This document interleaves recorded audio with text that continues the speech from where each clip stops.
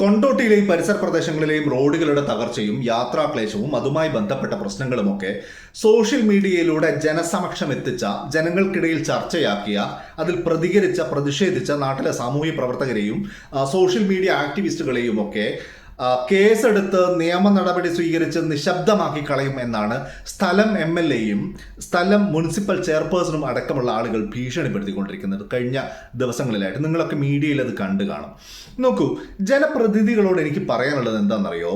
കേരളത്തിലെ റോഡുകളുടെ തകർച്ചയുടെ ഒന്നാമത്തെ ഉത്തരവാദികൾ നിങ്ങളാണ്. കാരണം കേരളത്തിലെ ജനപ്രതിനിധികളിൽ 90% ആളുകളും റോഡ് പദ്ധതികളിൽ നിന്ന് പണം ആവശ്യപ്പെടുന്ന, പണം ഈടാക്കുന്ന, കമ്മീഷൻ ഈടാക്കുന്ന ആളുകളാണ്.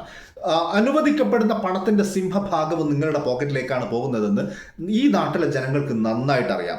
നിങ്ങൾ ഈ പണം റിയൽ എസ്റ്റേറ്റ് മേഖലകളിൽ, പ്രത്യേകിച്ച് GCC രാജ്യങ്ങളിലെ റിയൽ എസ്റ്റേറ്റ് മേഖലകളിൽ നിക്ഷേപിക്കുന്നുണ്ട് എന്ന കാര്യവും നമുക്കറിയാം. അതുകൊണ്ട് കേസെടുക്കും, പൂട്ടിക്കളയും, നിശബ്ദമാക്കി കളയും എന്നുള്ള ഉമ്മാക്കികളൊക്കെ നിങ്ങൾ കയ്യിൽ വെച്ചാൽ മതി. ഇനി കേസെടുക്കുക എന്നതാണെങ്കിൽ, നിയമ നടപടികളാണ് നിങ്ങൾ ഉദ്ദേശിക്കുന്നതെങ്കിൽ, രാജ്യത്ത് നിലവിലുള്ള അഴിമതി നിരോധന നിയമങ്ങളുടെ പരിധിയിൽ വരുന്ന ധാരാളം കുറ്റകൃത്യങ്ങൾ നിങ്ങളുടെ പേരിൽ തെളിയിക്കാൻ ഞങ്ങൾക്ക് കഴിയും.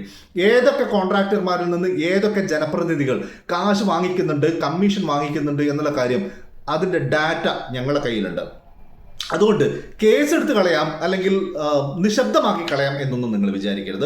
റോഡിന്റെ പ്രശ്നങ്ങൾക്കെതിരെ പ്രതികരിക്കുന്ന ആളുകളെ, അവർക്ക് പിന്നിൽ Association of Vehicle Owners Kerala എന്നൊരു സംഘടന ഉണ്ടാകും. അത് മാത്രമല്ല, ഈ സംഘടന കൃത്യമായി റോഡുകളുമായി ബന്ധപ്പെട്ട പ്രവർത്തനങ്ങളെ കോടതികളുടെ മേൽനോട്ടത്തിലായിരിക്കണമെന്ന് സുപ്രീം കോടതിയിലും ഹൈക്കോടതിയിലും പൊതുതാൽപര്യ ഹർജികൾ അടക്കം ഫയൽ ചെയ്യാനിരിക്കുകയാണ്. അതുകൊണ്ട് റോഡ് പദ്ധതികളിൽ കൃത്യമായ ഇടപെടൽ അസോസിയേഷന്റെ ഭാഗത്തു നിന്നുണ്ടാവും.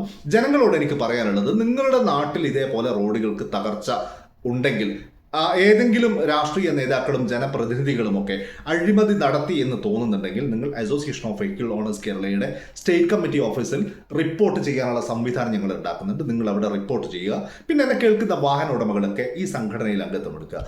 വാഹന ഉടമകളെ സംബന്ധിച്ചിടത്തോളം അടിസ്ഥാനപരമായ അവകാശം എന്നുള്ളത് സുരക്ഷിതമായി, സുഖകരമായി, സമയബന്ധിതമായി യാത്ര ചെയ്യാൻ കഴിയുന്ന റോഡുകൾ ഉണ്ടായിരിക്കുക എന്നുള്ളതാണ്. നോക്കൂ, നമ്മൾ ലക്ഷക്കണക്കിന് രൂപ റോഡ് ടാക്സ് കൊടുത്താണ് ഈ സാധനം റോഡിലേക്ക് ഇറക്കുന്നത്. നമ്മുടെ അടിസ്ഥാന അവകാശമാണ് നല്ല റോഡുകൾ എന്നുള്ളത്. ഈ രാഷ്ട്രീയ നേതാക്കളും PWDക്കാരും ചേർന്നിട്ടാണ് തകർത്തുകൊണ്ടിരിക്കുന്നത്, അതിനെ അട്ടിമറിച്ചുകൊണ്ടിരിക്കുന്നത്. അതിനെതിരെയുള്ള പോരാട്ടമാണ് Association of Vehicle Owners Kerala നടത്തിക്കൊണ്ടിരിക്കുന്നത്. തീർച്ചയായിട്ടും നിങ്ങളുടെ പിന്തുണ വേണം. എല്ലാ വാഹന ഉടമകളും അസോസിയേഷൻ ഓഫ് വെഹിക്കിൾ ഓണേഴ്സ് കേരളയിൽ മെമ്പർഷിപ്പ് എടുക്കുക. താങ്ക്